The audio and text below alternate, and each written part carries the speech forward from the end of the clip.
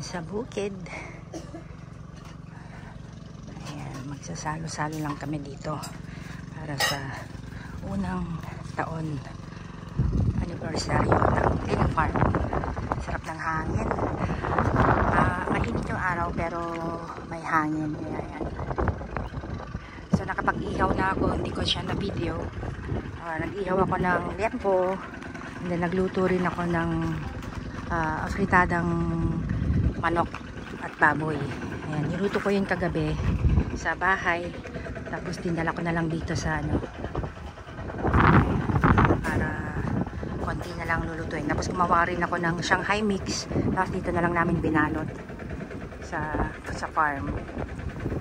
So ayan, munting salo-salo lang para lang i-celebrate ang unang anibersaryo namin dito sa Lynn Farm. Ay, ano, what's that?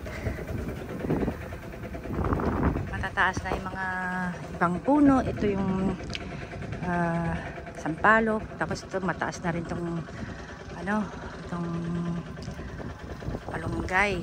Pwede nang pagkuhanan ng pangsahog sa ulam.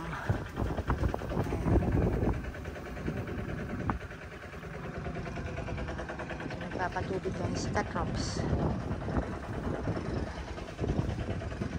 Ang nandito lang si Carlo, si Carlo, si Entong at saka si Miguel. Si Nariel at saka si Makmak, nasa Manila sila eh. So nandito rin si Mrs. Katrops at saka si Clarissa, yung asawa ni Carlo, at saka yung mga anak nila nandito rin. So ewan ko kung sino pa mga darating mamaya na pinatawag ko para makasama sa salo-salo ngayong araw na to.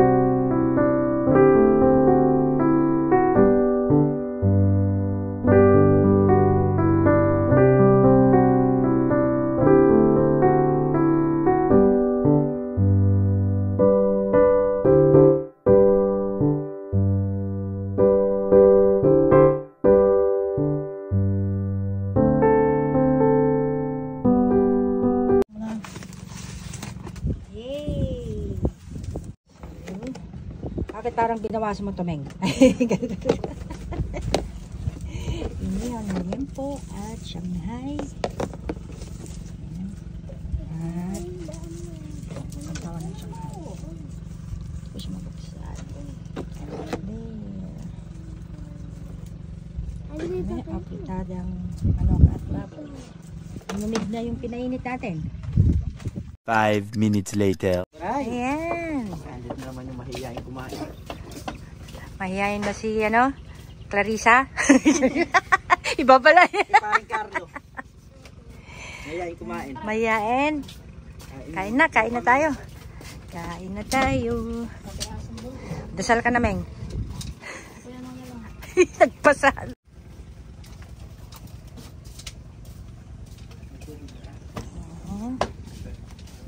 Hello, Tasha. Wala palang kandila. Hey. Ito.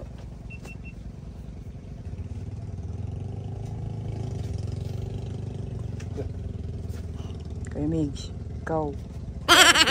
Kaya ko po pa. Ayaw ko na pa mo ako. Ayan. Sa ngalan naman ng anak ng Diyos Espiritu Santo. Amen. Panginoon, maraming salamat po sa araw na ito. Ngayong araw po ito rin yung araw na pinagkaloob nyo na ate at kuya. Ayan, magkakabili po ng lupa. Salamat po sa pagkain na sa aming harapan ngayon, Panginoon. So nawa gabayan mo po ang bawat isa sa amin, Panginoon. Sinasambot dalangin namin ito sa pangalan ni Jesus. Amen. Amen. Yay! Let's eat! A few moments later. Hello po! Pauwi na po ako galing sa farm. Nagkaroon lang kami ng bunting salo-salo para lang celebrate ang unang taon na aming farm na Lynn Farm. Ayan. So, hindi nakadalo si Lynn dahil nga magpapahinga siya dahil sa kagandang kuting. So, nakailang pakula yata siya for anti-rabies. Kaya hindi siya nakapunta. Sasabi ko kay Katrox, iyan na lang niya ng pagkain siya. So, Lynn, pagaling ka and pahinga mo lang yan. Sana hindi ka naman mapagtuhan ng rabies. Sa susunod, ingat-ingat. Pag kinagat ka ng pusa uli, magatin mo rin. Joke lang. So, namiss kita. Kanina nung dumaan ako dyan sa street nyo, nakasara yung dahan mo. Musina na lang ako, pagkakapagtugog ka, kaya hindi na lang ako kumatok sa pinto nyo. Kasi nga, dinaan ko si Nameng sa kanila, tsaka binisita ko na rin si Barney. Nag-stay ako sa dalitong ni Nameng. At hindi na nga ako pumunta sa inyo dahil baka nagpapahinga ka, ayaw naman ito ng stop na yun. So, ngayon, naipit ako sa traffic dito sa may Pagdangarayan dahil na one way na naman yung daan dito. Nakahinto ako ngayon dito. 1:47 p.m. Yan. Dumating ako sa farm kanina around 9:30 yata. Then, nakikisa na kami dito ni Meg. Although, naluto ko na dati kagabi yung fritada. So, kanina, luto namin is, yun nga, ako ang nag-ihaw ng liempo, and then, pinagbalot ko na ng simeng ng lumpiang Shanghai. Ako yung gumawa ng Shanghai. So, ang ginawa lang kanina is, binalot at saka prinito na parang nga, prinito ko yung kagabi. Hindi na siya crispy na itong ano. So, dito na lang prinito sa farm yung lumpiang Shanghai. So, yun yung pinsalo-salo namin kanina, lumpiang Shanghai, apritadong manok at baboy, at saka inihaw na liempo, at nagdala rin ako ng cake para nga sa celebration na Lynn Farm, para naman may cake kahit walang lahulog. Ayan. So, hindi rin nakadalo si Leia at yung mga bata dahil natagaraw yata ng asma si Aliyah. Si Aliyah na nag-birthday ngayon. Happy birthday, Aliyah! Ayan, kanina nag-din siya sa bahay ni Meng. At nakikipaglaro din siya sa pusa na si Barney. Ayan. So, Sa lahat po ng sumusuporta sa amin sa Lynn Farm, maraming salamat po. Ayan, umabot na po tayo ng isang taon. Sana po patuloy po susuportahan ang Lynn Farm, lalo na po ang mga plan ni Miguel, Miguelito, ni Entong, biglang nag-go.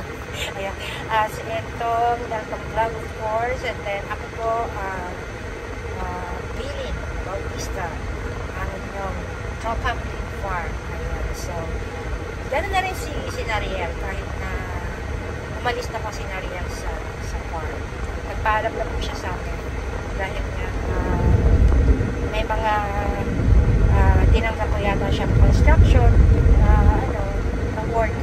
So, hindi niya makasikaso ang pagpunta sa Lynn Farm, kaya pinabuti na lang niya na magpaalam at